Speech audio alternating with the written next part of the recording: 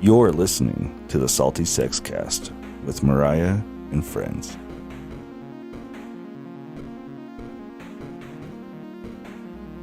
Minimize the fear. Expand your awareness. Hello, everyone. It's Mariah. Welcome back to one of our interview episodes. I'm excited to introduce our guest who I've had conversations and I've been following and really appreciate this message. And I think more of us need to hear it. Maybe we've probably heard it or heard a version, but we're not seeing the full picture that's actually going to keep us safe. Let's jump in just a second. But I want to first thank everyone for being here, for pushing play. If somebody shared this podcast with you, please give us a message. Let us know who it was so we can give them a shout out for just being an amazing super fan and allowing us to share our message. If you haven't shared with a friend, I will introduce you to another friend, but please share this podcast with friends because it's Salty Sex Cast with Mariah and friends. All right. Today I have Cranford Blackman, who is a former police officer, soldier, and federal agent. Ooh, kind of spooky, right? What does that have to do with sex?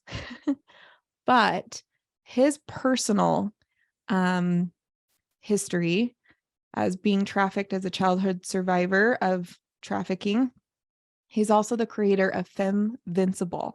So that's Fem with an M, Vincible, which is a violence protection program for women. So knowing his background, that he is a survivor, that he has personal experience, not just going through some of those things, but also training people is really cool. So Cranford, thank you so much for coming on the podcast today. Hey, Mariah, thank you so much. I'm just honored that you asked me to be on. I appreciate it. Yeah. Well, I asked you to be on mainly because we're always talking about consent and like already once the date has started or once you've already known someone, how to be, psychologically safe and what consent looks like and how to feel what a yes feels like or what a no feels like. We have kind of skipped in the podcast about that before I meet someone or when I'm out with friends and interacting with someone who could potentially be, a future partner. What are things we need to be watching out for? How can we, physically protect ourselves, psychologically protect ourselves, all of those things that keep us a healthy society?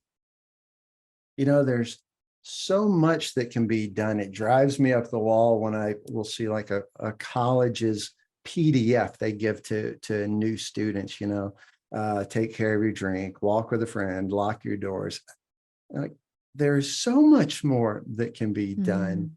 And it just drives me up the wall that so little is out there. Oh, by the way, Femvincible is a violence prevention program. You said violence protection, but you know what? I've caught myself saying that so many times. I'm like, it's my program, and I still say the wrong word. Yeah, violence prevention program. Yeah, we are preventing violence, not just protecting yourselves from violence. Yeah, preventing is so much easier than defending yourself. Everybody wants to be Trinity in the Matrix and, weigh 92 pounds and beat up 400-pound guys. Doesn't work like that.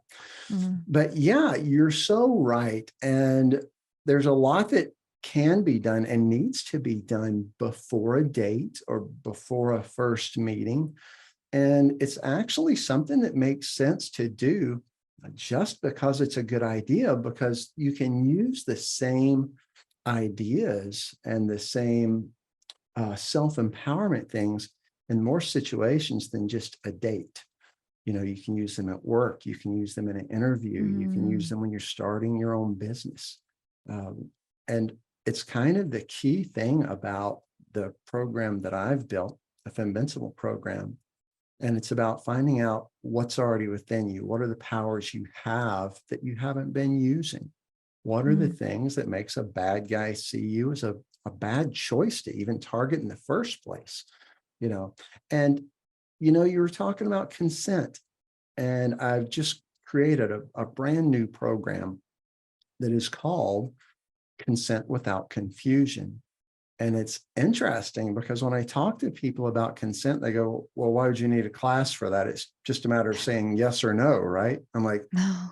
oh my gosh, no, there's so much more.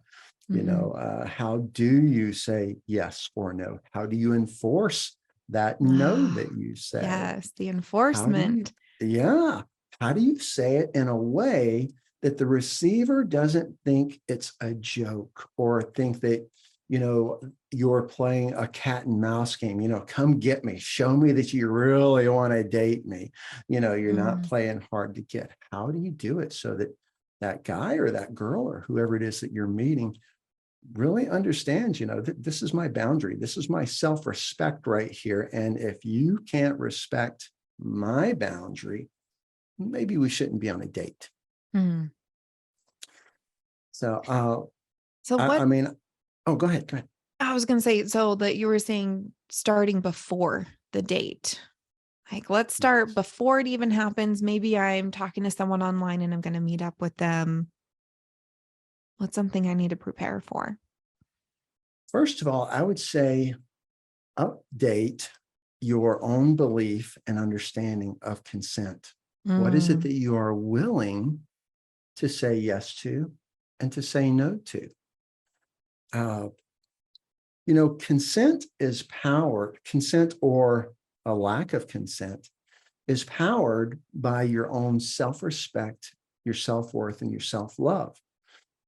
When you don't have those, your personal boundaries kind of crumble and get really wobbly and flimsy. yeah.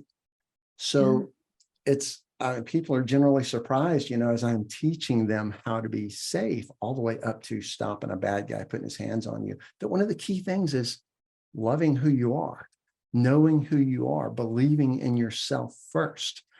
And to look at that and go, what am I willing to accept on Mm. this date with this guy or person? I'm going to say guy, okay, but guy, girl, it doesn't matter to me. Your typical client you're looking at Right, most likely is right, going on a date with a male. right. Uh, but I mean, it works with anyone. It So does. to look and go, is this my first meeting with him? Have we only talked online a few times and now we're getting together?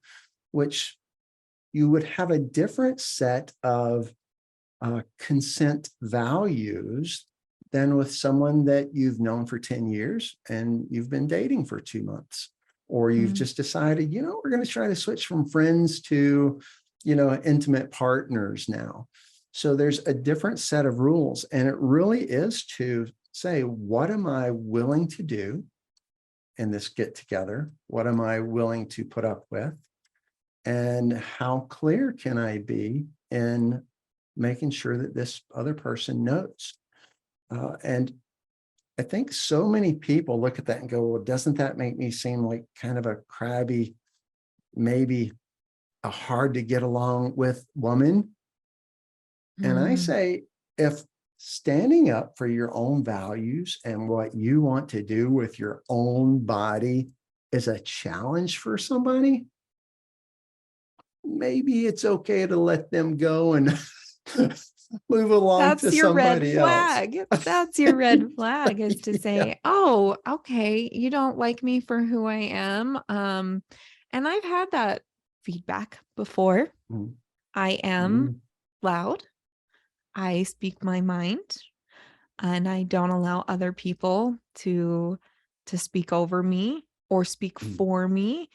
And that has made me come off as a bitch or obnoxious mm, or even rude. And you can do it in a kind way where you're showing yourself kindness. I show myself mm, this much kindness to hold to these boundaries, and I can say them kindly and firmly still. I can still mm. be firm and kind.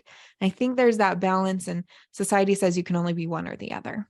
And if you're kind, you're weak. And if you're kind, people will talk all over you. But there are definite ways that it can be done with practice. So you Oh, kind of yeah. walk folks through that, and especially um, building that before a date or being aware of that is probably the number one preventative measure.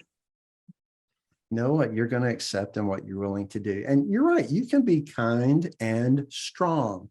I mean, my wife is like that. I remember when we were dating, she actually took a moment to say, hey, we're getting serious. I need to be clear about something. I'm like, all right, what's this going to be? And she said, I'm a strong-willed, powerful woman. If you're not going to be okay with me being that, I don't think we should be a couple. And I'm like, I'm absolutely okay with that. I mean, I like it. And I think it's one of those things that's yet another red flag. If somebody believes that a woman or anybody standing up for what they believe or not being talked over or making sure that they're heard, if they think that's rude, mean, bitchy, or whatever, I mean, yeah, red flags, right? Let's start waving those things, because if that's going on during the date where you're really trying to impress each other, right? Because that's what we do on early dates. If that's already going on, I mean, you can imagine what it's going to be like later. And it doesn't matter how good his abs are. It doesn't matter if he's got the little cool, sexy waist V cut, which see, I listen. It doesn't matter. Well, if you listen, you'll know that dad bods are in. So no, I'm just kidding. Yes. But yeah, even with all those things, there are going to be tons of other attractive partners out there that will believe in what you say, that do care about your boundaries. And I mean, if they don't, they're already showing a lack of respect for who you are. Yeah. Recognize that red flag, take it to heart. We men generally do not change who we are.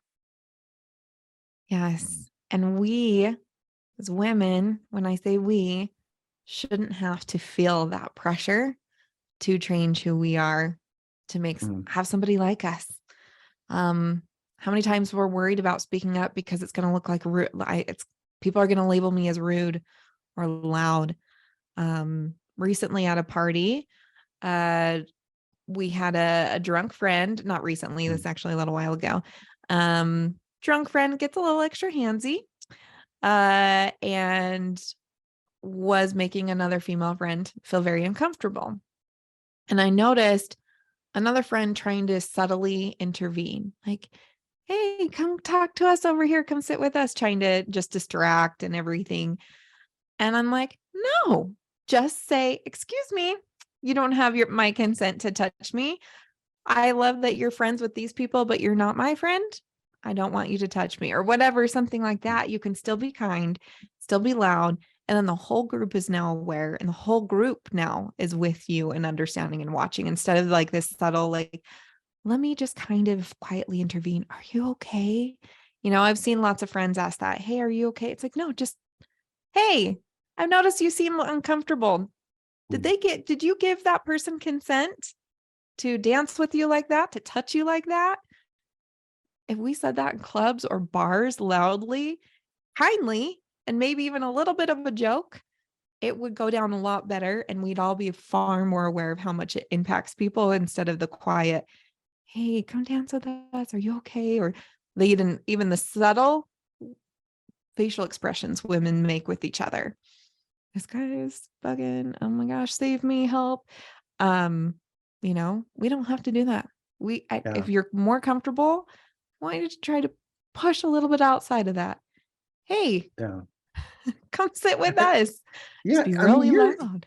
You are dead on. I mean, you are on point, because one of the things that happens when you do that, so, maybe I'm uncomfortable, this person's hitting on me, and you're in the club or the party or whatever with me, and you see my discomfort, and I haven't found the strength to speak up for myself. And you come over and go, hey, dude, it looks like, Cran doesn't really want you hugging him like that. Well, it does a couple of things. One, it says, oh, I'm not here alone. Yes. I'm okay. And the other thing it does, because noise is your friend in an uncomfortable Mhm. situation, bad guys want to be unseen, unheard, unrecognized. So if you make even a bit of a scene like that, Mm. hey, she said, take your hand off of her. She said she doesn't want a hug. Now, everybody around you in your friend group, in the bar, wherever it is you are they're now aware there's an issue with that guy. Yeah. And most people want to avoid it because they don't want drama or they don't want to escalate the situation. Escalating it brings attention and other people around. If you're alone, it looks a little bit more different. There's things that you can do when you do speak up loudly. I did not give you consent. Please Yeah. stop. Very clear, very, Right. firm. What might that look like if someone is meeting with somebody, maybe alone, or it's not as of a crowded place? You went to dinner and now you're walking to the movie and it's a little more secluded. There's moments where everyone's like, oh, meet someone publicly. But that's the first part of the day. And of course, if Right. someone's trying to be harmful, is going to put on a mask and is going to be really good at convincing you they're a good person until you trust. And that, the wall is down. Yeah. And then it's like, hey, you want to come see my car? You were telling me you loved cool sound systems. Come see my car parked in the car garage. And not a lot of people are at, and it might be kind of dark. Yes. Tricky people. So, yeah, I mean, that's the goal of a predator. I mean, there's 5 stages to any violent event. And I should have made you a little graphic for this. But in the first stage, a predator is looking for someone to target. yes. They're looking. They're looking who for is it? prey. And by the Predator. way, if they see you in the club and you're being loud with your friend and going, dude, she said, get your freaking hands off of her. Guess what? You just went off of his list. Yeah. The target is a She's lot loud. smaller. She's strong. She's with people like me who are not going to put up with shit, are going to give you a scuzzy look if you get close to my friend group and you were not invited while we're all dancing on the floor. That's it. I'm going to make a stink. Yeah, because they are looking for people they believe they can already control physically, psychologically, or emotionally. If you've been targeted, they already believe that about you. So targeting is stage 1, and generally you won't even know if that's happening. No. But there are ways to protect yourself in that stage. But To prevent we won't go into that now. the stage. Yes. The second stage is the approach. And that means they're figuring out how to get close to you. And that might mean physically, she's got all those friends around her in the bar. How do I get over there close to her where I can talk to her or get her away so I can talk to her alone? So there's that going on. But that might also be a psychological, how do I get a little bit closer? And that moves into stage 3, which is control. They're trying to gain control of you, right? They're saying all the right things. They're being really friendly. They're holding the door open for you, all which are nice things. You want somebody to do that. Yeah. But they're doing it with bad intentions. Bad intentions. Yes. Yeah. So there's so much you can do in those first 3 stages, and consent's your first take on that, looking for red flags and being willing to say, red flag, nope. Women have this incredible power that is used against them, and it's called compassion. Yes. And it's so easy to go, oh, he probably didn't mean that. I'm going to give him another chance. Or, maybe he's just used to talking harsh like that. And you can give so many forgiveness points or so many opportunities that person is actually getting farther and farther inside of your boundaries. They're inching. Yeah. And I've noticed myself naturally doing something where I'm maybe not naturally, actually, you know what? This is probably very conditioned. Is being hyper aware. You're always aware. Oh, that guy has no friends with him. He's standing alone in the corner and he's slowly inching towards us. Every time we turn around, he's there. Oh, there was a time where my friends and I it was just the girls, it was just four of us. So it was a smaller group.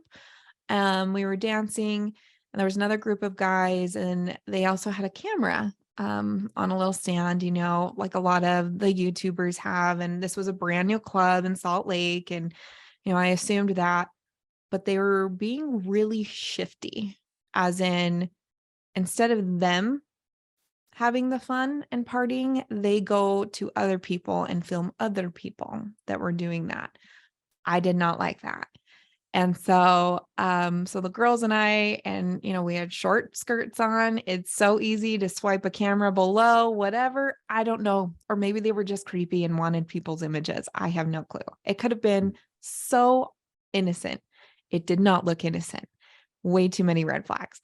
And they'd kind of separate and then they'd come together and then they would shift around the room. And I looked straight at the guy with the camera and just stared him down and didn't move.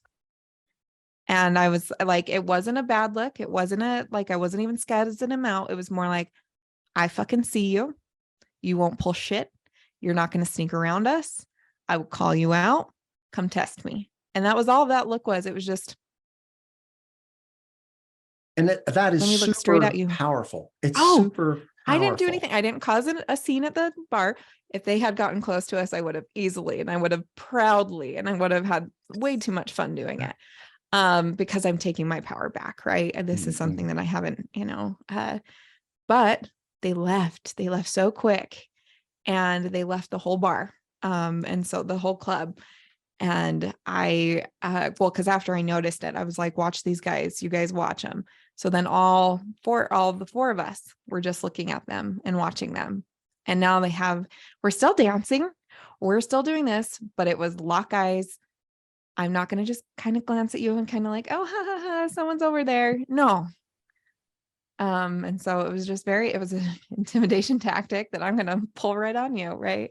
But it's great. It was a simple thing. It's extremely simple. And it's one of the things that I teach that, oddly enough, a lot of people don't think of. I remember when I was in college forever ago, I would watch women walk on campus like this. Oh. They're hugging their books to their chest, eyes down to the sidewalk, walking through the dark parking lot, cutting through the shady trees to make it on time, and never looking up. And I mean, like I said earlier, predators want to be unseen, unheard, and unrecognized. And that's providing all of that. And it's a tactic that is so good and so simple. Just look up, look at them in the eyes, and let them know, I see you. Yeah. Even if it's oh, hi. If you're friendly, it's not an invitation that someone's like, oh, this person's open for me to snag them. It's more of like, they're loud. They're not afraid to say something to someone else. I'm a complete stranger and they just said hi to me, looked me dead in the eyes. Yeah. That's scary for someone who wants a quiet. They want anonymity. They don't want you cool to tattoo. be able. Yeah. Looking around. Yeah. They don't want to be recognized. You to be able to describe them. So I'll tell people, look them in the face, let them know that you see them, and then look them up and down so you can go, oh, they're wearing this kind of shoes. They're wearing blue jeans. They're wearing a blue jacket. They're wearing a Letterman jacket. They're whatever, which then I also have to be clear. That means, you can look at them and look up and down without going, don't do the like a creepy invite. Yeah. Don't do that, but make it clear that you have seen them and know what they look like and can describe them. I mean, that can be enough to put you in a safe place again. The subtle art of telling them you are a presence to be messed with. You're taking up space. Instead of taking up less space, let me hug my bucks, let me look down. If I try to be really quiet and just get through this parking lot, no one will see me. They're looking. Right. They're looking in Oh, all those yeah. places. They absolutely, those predators at least, know. There's other types of people out there too. Yeah. Yeah. Those predators are looking for that. They are. And it might be that jerks are looking to, in the party, it might be a predator you're looking at. And by the way, I don't like anyone to live in fear, that every person's a potential Yeah, predator. No, true. but there There's are a ton of red incredibly flags. good people. Yeah. Yes. There's Yes. tons of good people out there. There are occasional predators, so it's good to know the things like what Mariah is talking about, the stuff that I teach too. Not because everyone's to be feared, because somebody may show up to be feared. It's, you don't buy a fire extinguisher and put it in your house because every house you've ever been in burns down. It's just good to have it there in case, because when the house is burning, you really need a fire extinguisher. When somebody is trying to grab you, you really need to know a couple of things. But, the guy in the bar, the guys with the camera you're talking about, they sound a little predatory to me. And being a predator doesn't exactly mean they're going to grab you and, push you into their car. The thing with the cameras are going to, they could have been selling my image. They could have been using it for something else that I did not consent to. Exactly. And, I'm glad you said that, because once again, consent doesn't mean just for sex. No. I don't even consent to you brushing against me right now, in the bar, and I'll turn around and give someone a look like, there's your warning. Do it again. We'll have a chat. But I felt that I knew exactly what was going on. How many women in crowds feel the grope, the brush, and they just kind of like, if I pretend it didn't happen, it won't continue to happen. Yeah. Or I'll is it be about like, whoa, taking your picture? hello. Yeah. Taking my picture. Yeah. One more example of how filming you, or just get in the car with me. I want to show you my new car. Yeah. Oh, tell me your example. Like I said, apparently I'm really loud about this, but another time, another group of friends, I get it. Groups of ladies, we kind of grab people's attention and everything. And we're always having fun. We're always giggling, so people will look, people kind of be aware of what's going on. And we were on a road trip, girls trip, deep in conversation about something. And we're walking into the gas station, grab some snacks. And I'm just like chatting, telling the story, turning to my friend. The other two are still pumping gas at the pump. And I'm just turning to her, chat. And I can see a presence coming in out of the corner of my eye. And I know it's coming straight towards us. And I know that I will not veer out of my way to avoid them. And so I give him the side eye. And he's like, hey, and I'm all, ew. And I didn't mean to be as loud and as aggressive as it came out, but it was like, ew, you were not invited. I did not give you any hint or tip that we were wanting you to come towards us. I am having a great time with my friends, chatting with her, going to grab snacks. I'm not here looking for you. Do not interrupt my time. And so it was a very loud, disgusted, ew. And it was just such a knee-jerk reaction. And I probably would have turned around and apologized, but I was like, no, I don't feel bad for that. He was completely out of line trying to come straight towards us. He was probably going to say something. He was probably going to do something that he was not invited to, did not have consent for. Hopefully that was his reminder. But again, And this is just a knee-jerk. This is it was good. It was good. I mean, I'm proud of you. You did Thank good. It's just one of those things that some guys will just take for granted that I get to do this. They're dressed like they're going to a party. I'm dressed pretty good, or I've got a nice car. I've got my sexy tie on, whatever it is, and it's not okay. And it's important. It's important. Me and that word important. I say it weird every time. I've become self-conscious about it. But it's really important for women to say, yeah, that's not going to be okay anymore. No. Yeah. I don't care not what your okay. job is. I don't care what terrific hair gel you use. I don't care, that you can use this accent or this accent, or, you can come across to me as some international sexy guy if you like. Or maybe I but that's do not it. care, but I care about my needs more. I care about my Yes. safety more. Yeah. Caring about yourself is not selfish. Mm-mm. It is not self-centered. It's not conceit. It's self-respect. Mm-hmm. It's believing in yourself. It's self-worth. So, yeah, I kind of want to go back to that thing about, is it a predator Yes. Yeah. or is it a jerk or is it an idiot? So let's use an in the bar situation. Okay. It may be that the guy is going through stages 1 through 3. By the way, stage 4. So 1 is getting targeted. 2 is the approach. 3 is them gaining some sort of control. And 4 is the violent event. Which doesn't have to look 5. like physical violence. It can look like Right. psychological violence. Yes. So many, Yes. that's a spectrum as well. So, yeah.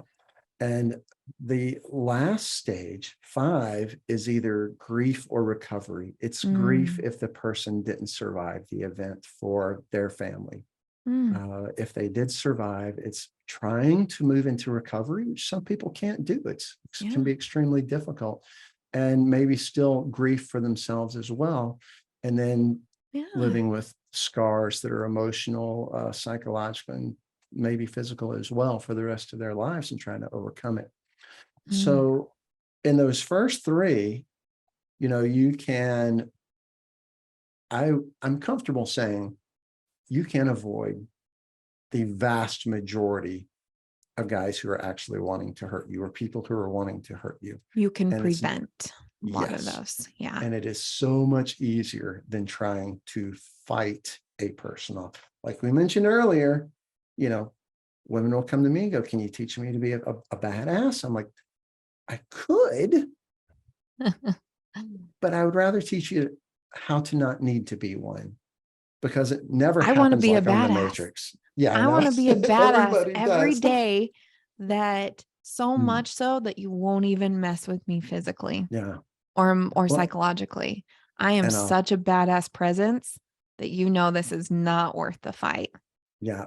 And I love that you just said you're a badass presence, because that's energetic. And you give off an energy. We're eventually going to get to predator, jerk, idiot, but we'll get there. Yeah. We'll get there. But this is important. Your energy, it speaks to others, and sometimes I have to explain in a class, I'm not talking about something woo-woo here. You might have heard of it that way, but we all have an energetic vibration. We are bioelectric creatures. Anything that's electrical gives off a field of energy, but our energies can convey information. So, I'm certain you've had somebody walk up to you and immediately everything inside you goes, or ew, the spidey sense. like we can call it the spidey sense. We're getting bad vibes. We're getting creep vibes. Like, there's so many different ways our species has survived because we're built for this, and we can pick it up if you're seeing it, if it's body language, even if it's, I felt a tingle on the back of my neck and I turned around and someone's, there's so many different signs that it's happening, whether or not you believe in the woo or not, it does happen. And there's signs and signals. Yeah. Yeah. And it's scientific. It's not magical. Yes. It seems magical, but it's scientific, and it's amazing because you can experience that without seeing the person. Yes. So guess what? It's not just you seeing the way they are. Something has interacted between the two of you. And it's not just that you can pick up someone's vibes. And by the way, you can learn to pick them up more clearly. And you can actually control your intuitive senses to pick up exactly what you want. on courses I teach. But anyway, you can also learn how to adjust the vibes that you're putting out. And it's one of those things that when a predator looks at you in stage 1, he only has to look for a minute. Not that one, not that one, not that one. And that's part of becoming more self-confident, finding out what you're personally capable of, which is a lot that most people just don't know. So learning more about that gives you a bigger field of energy that says confidence, which to a predator goes, not her. She's going to be loud. She's going to fight back. She's going to be a pain. She's going to do this. She's going to do that. And no predator. She's going to call me out. She's going to bring attention to it. She is going to yell. I mean, look at her. She's already loud in the party. She's already yelling. Everyone's already watching. Yeah.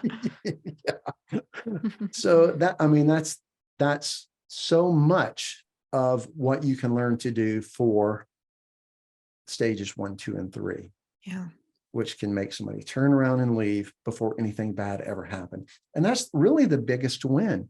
Not that you beat them up with your karate moves, because then something bad's already happened. They've already attacked you. They've already tried to injure you or take control of you. The big win is when nothing happened because you believed in yourself so much they saw you as a very poor choice of victim targets. Yeah. And that's when, and you're saying, they turn around and leave. They is the predator. Right. They, so predatorial, they are looking for someone to harm in one way or another, looking for someone to control. How else would you define a predator? A lot of times I will separate predator versus abuser, but abuser in my head is really just a long-term predator. A predator may be a murderer. He may be a serial rapist. He may be a twisted in the head hurt person, and bad things. They do bad things, right? But an abuser is oftentimes looking for that same person they feel they can control physically, emotionally, psychologically. Oh yeah. And then when we get into a relationship, financially. It's that power. Yeah. By isolating you. There's so much that an abuser will do. And like we're saying, abuse doesn't have to just be physical. Yes. Yeah. And it can be torturous and long-term and psychologically scarring. But so there's an abuser who's targeting, getting close, how do I get close to them, and gaining control, which includes, gaining control can mean getting you inside a car, can mean getting you outside where nobody can hear you yell and they're bigger than you. Separating so they can from your group. Yes. Isolation is always the biggest one. Yeah. It can also mean gaslighting. Yes. Gaslighting is a form of control. So as they're controlling you, they're getting you into a place where they can do whatever abusive stuff they need to do to feel like they're somebody of worth, of value.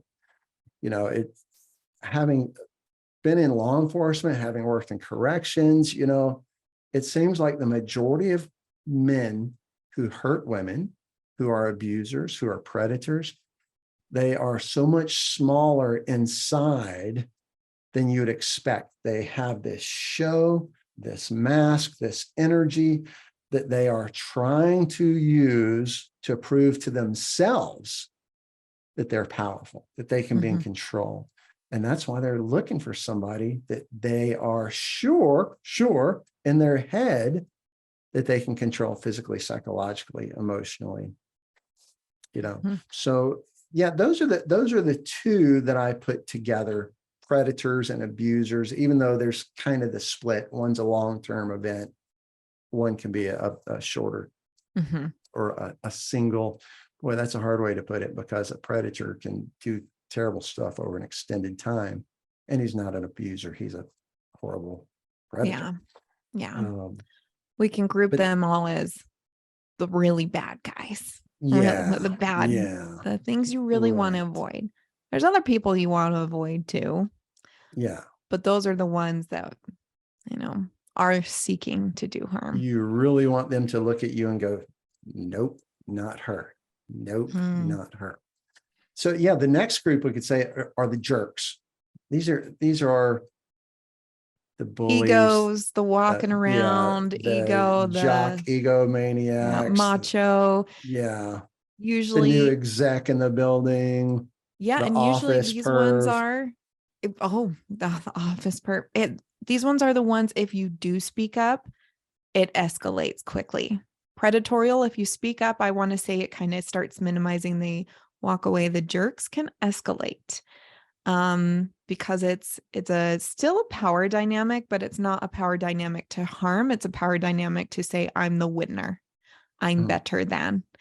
And so that's why a lot of times these will escalate. So he's brushing against you at the club and you say something. He's like, what are you talking about? Like, how come you think you can talk to me like that?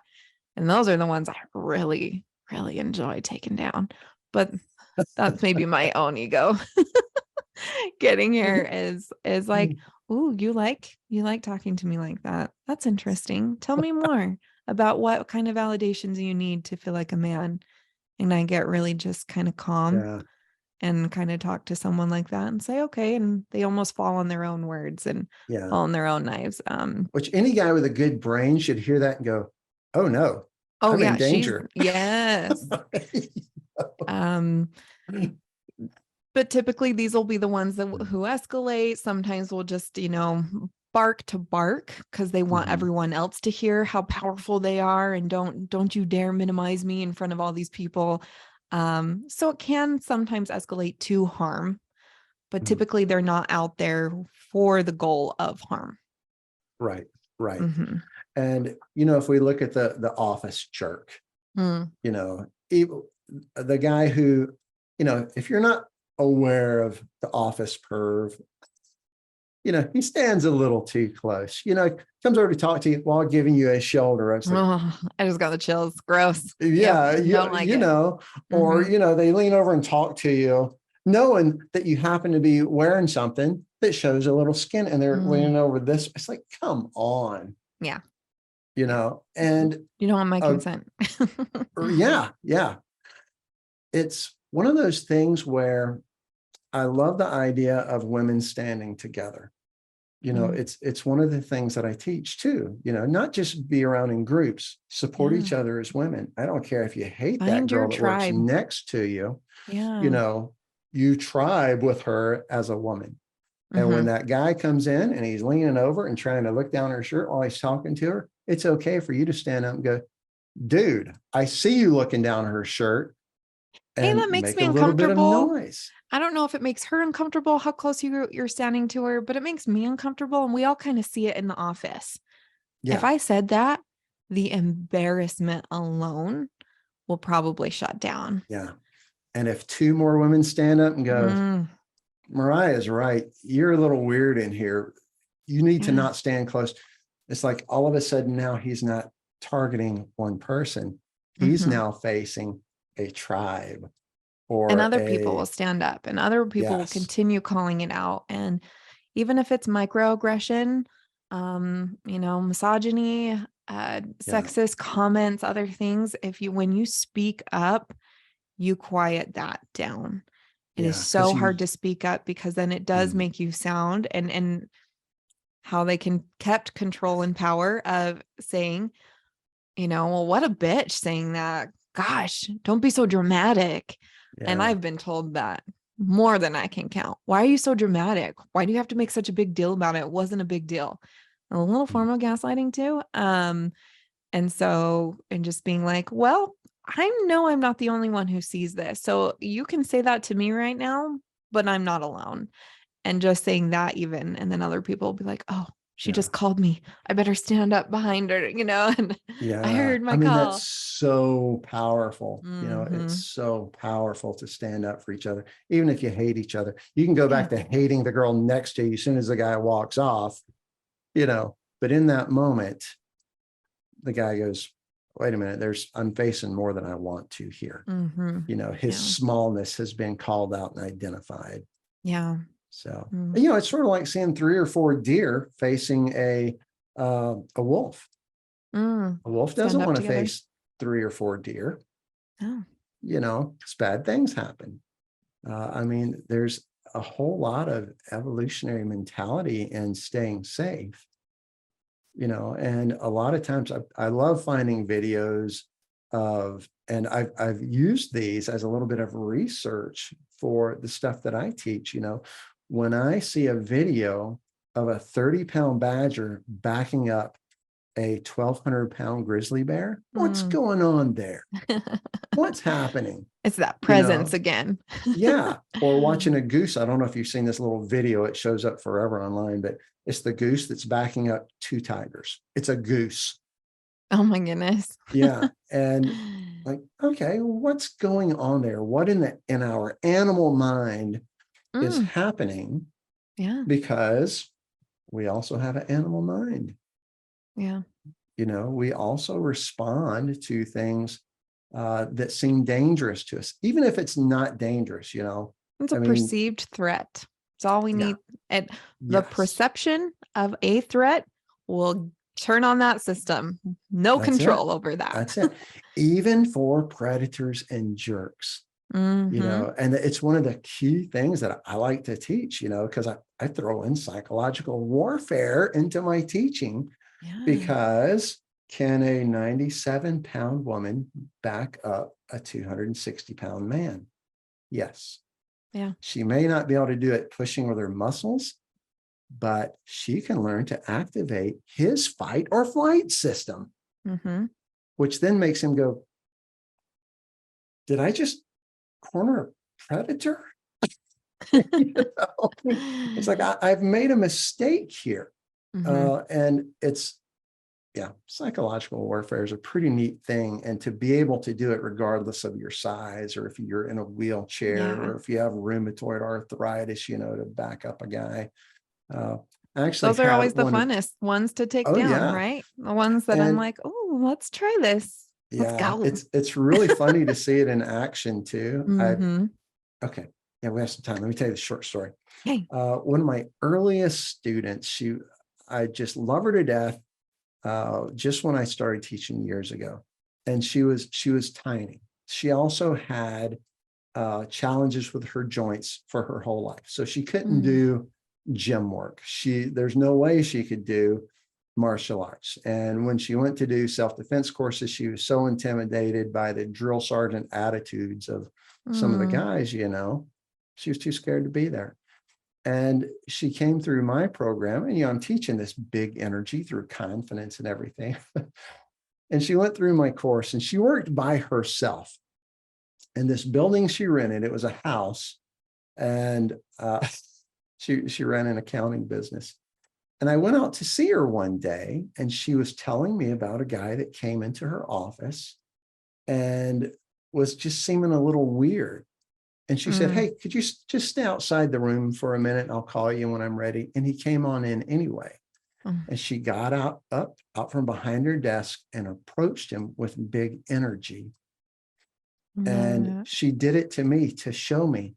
And Mariah, I knew what she was doing. I taught her. She gave you the warning. Yeah. And I almost fell down the steps backing up because my survival mind was engaged. And I was backing up and literally almost fell down the stairs backwards as she moved towards me. Yeah. I outweigh her hugely. I'm, compared to her, I'm huge.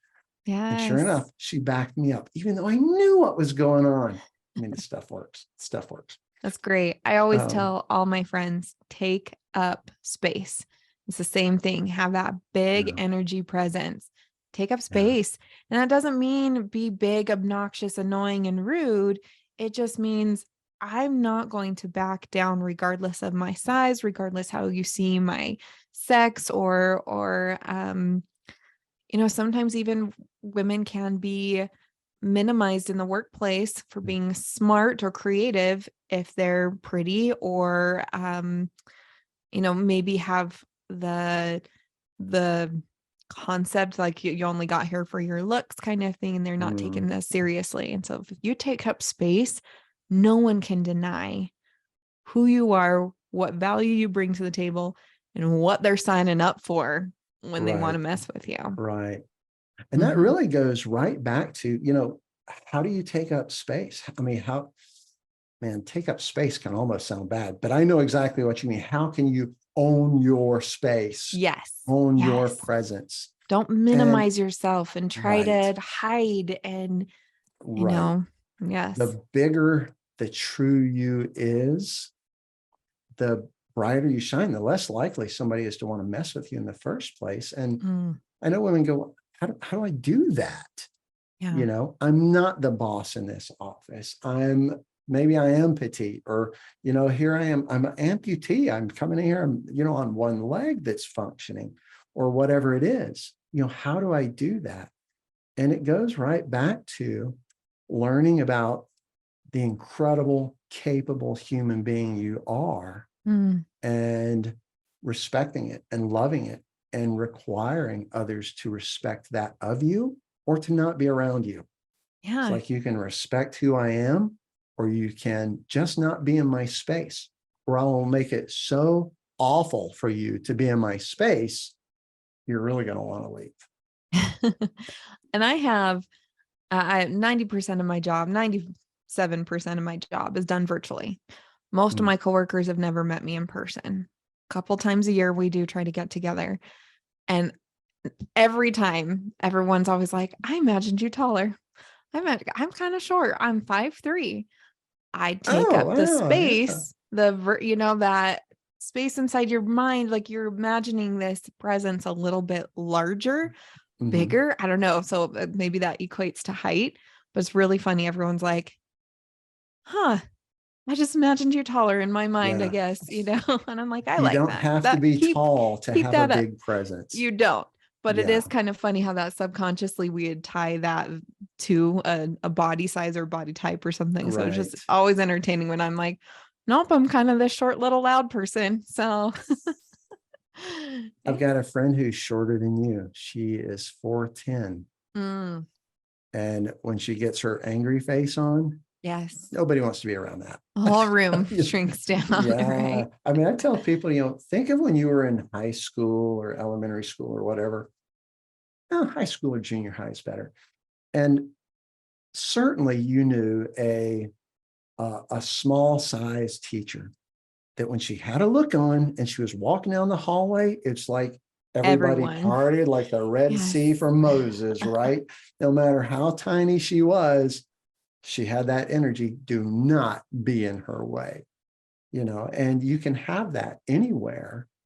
You can have it all the time, even when somebody's not looking at you, if you believe in yourself enough, if you know your own power enough.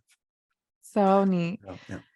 We were talking, so there's the predator, the jerk, and then there's one other category. The idiot.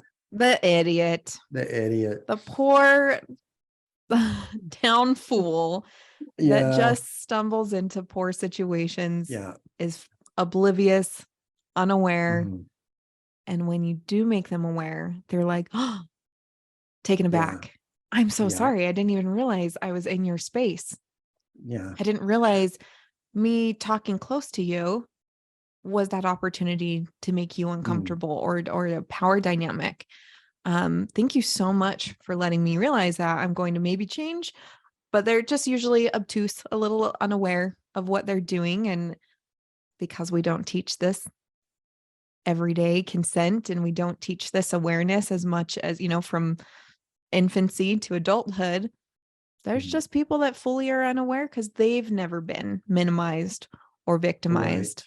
And so many of the young guys, well, they're not young anymore now. So many guys have grown up not knowing what is actually okay.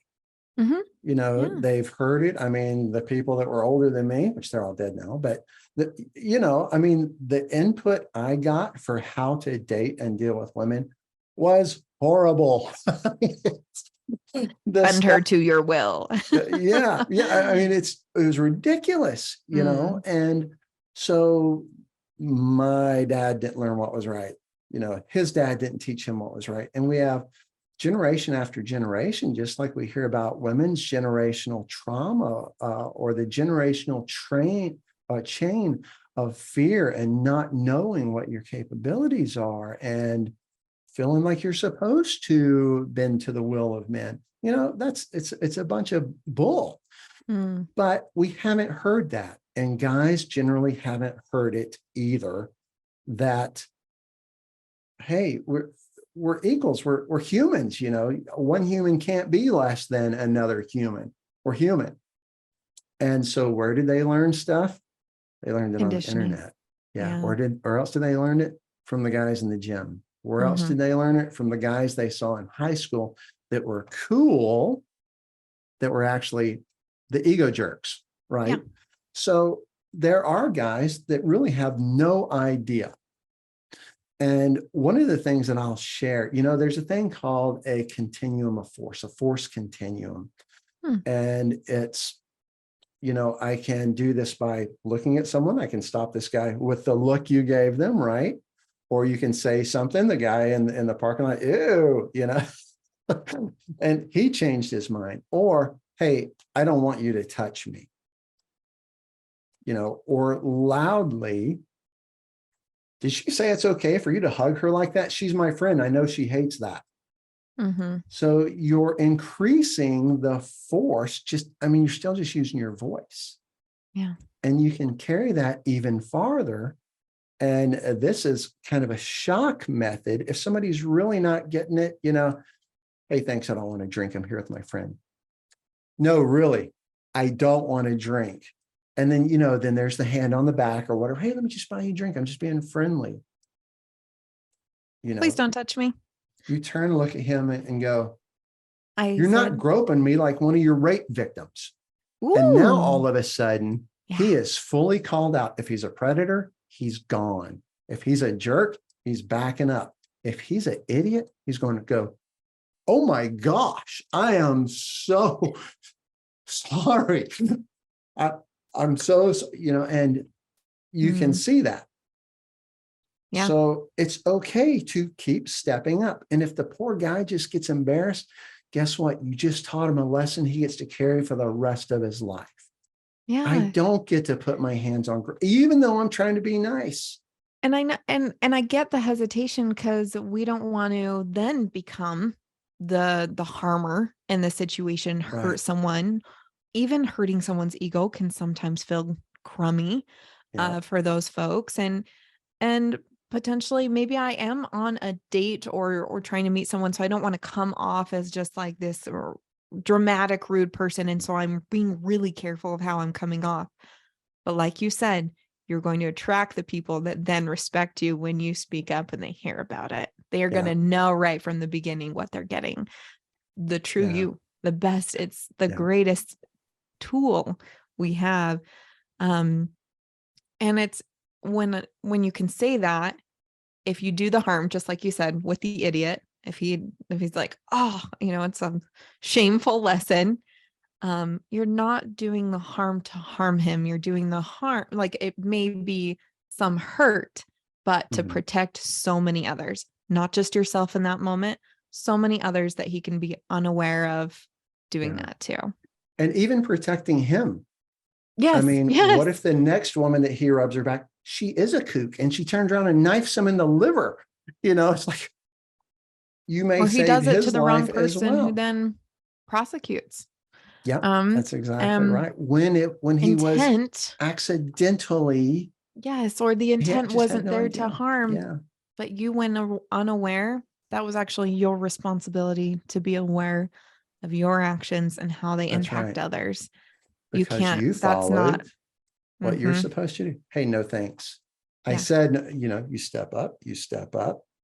Yeah. 3 different opportunities to go, sorry, I'm leaving. I'm a little guilty from going to the 0 to 60, but that's also my presence. Yeah. And here you are. If you're already safe in my bubble, if you have come in that much and my look didn't scare you off, Right. And that was just like the one guy approaching us in the parking lot at the gas station. And I was like, ew, that was the 0 to 60 instead of just being like, no, Yeah. thanks. But And it then was walk fun. away Yeah. or ignore. It was very aggressive. Ew. I was like, oh my gosh, that was I laughed so hard. As soon as we got into the gas station, I just like burst out because I was like, I didn't even know I had that in me. Like, wow, I shocked myself at how aggressive that was. But also it shows you how inappropriate I saw his behavior. Did not like being interrupted with friends. Yeah. I saw you. I did not invite you. I never even gave you eye contact. You were coming towards me when I'm walking with a friend. There was no invitation. There wasn't even anything that could be misconstrued as an invitation. So that's why I think I was just so like, the ball's Which on is you. I great, just though. chopped off, sir. Yeah. Because, I look at that, what you did, and I don't see angry, irritable, mean. I see somebody that respects herself enough to go, you don't even get to do that to me. Yeah. And that's important. There it is, important. Important. I gotta find a better word. Now Important. I'm more subconscious of how I say it too. Important. Importante. Well, no, I love this conversation. I think that there's a piece of information out there for anyone. If you're unaware, if you have friends, if you have children, this is for you. So I hope if anyone found this, one single piece of information from this episode today, please share it to those people that may lean towards that smaller, shrinking down kind of thing. We need to take up that. I'm going to say take up space again, but being aware, having that presence that can be heard. And where can everyone, obviously you have a website right behind you on your background, but for those who are listening and not watching on YouTube, where can they find you, Cranford? It is femvincible.com, which is FEM, like invincible, but it's femvincible.com. And if that's too hard to remember, the old website name is labcaf.com. It means legs and brains, claws and fangs. It's what you always have with you. So I love that. So fun. Either place. I love it too, but nobody could remember, so I had to change the name. That's something always with their podcast name too, where I'm always like, should I change it? Because they say like sexy, salty something or whatever. I'm like, you know what? We're here and we'll take up space, even if you get our name wrong. And, Mar, I really appreciate you having me on and getting to share this. And to tell the truth, I only shared about half of what I was going to share today. So much. We have so much out there still. Yeah. Yes, we didn't even talk about the whole physical side of how you can protect yourself. So everybody just watch out for part 2. That'll be coming sometime. Or get a hold of Cranford at his website. Amazing courses, doing some amazing things. You have your own podcast. And I do. Your own Facebook group where women can join and allies for women can join and learn about these things that we can use to prevent violence. Preventing is so much easier. So yes. If you find me anywhere, I've got a link tree. So if you can find me in one place, you can find me everywhere. Well, thank you so much for joining. And everyone, please tune in to our other episodes. Next up, we'll have a quickie. And so it's just a fun little check-in in between our long interview episodes. Feel free to jump on to saltysexcast.com. We're getting some new merch out there. So if you haven't seen our shirts and other things, there's some really cool things out there for you to start sporting. The best podcast in Salt Lake, in Utah, in the US. I don't know, but one that I really hope that you find value. And I just want to say thank you and I appreciate everybody and have a fantastic week. Bye. Thank you for listening to the Salty Sex Cast. Ready for round 2? Find us on Facebook.